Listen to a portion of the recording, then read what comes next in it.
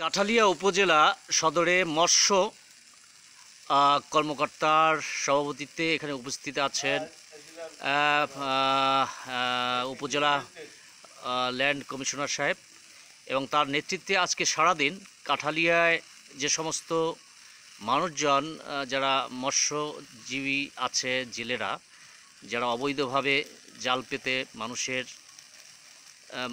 নদীর মাছগুলো ধরে ফেলে, ইলিশ সংরক্ষণের জন্য সরকার যে একটি নির্ধারিত সময় বেঁধে দিয়েছে, তার মধ্যে যারা মাছগুলো অবৈধভাবে ধরে তাদের বিরুদ্ধে একটা অভিযান পরিচালিত হয়েছে। সেখানে যারা অবৈধ জাল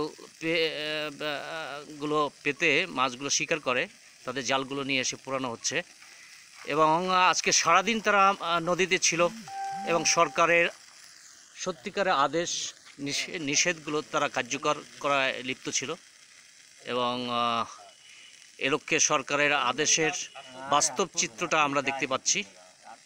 এটা হচ্ছে ঝালকাঠি জেলার কাঠালিয়া উপজেলায়।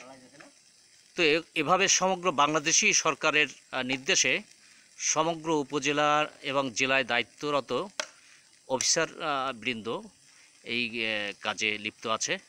কাঠালিয়া উপজেলাই হচ্ছে এটা অন্যতম চিত্র।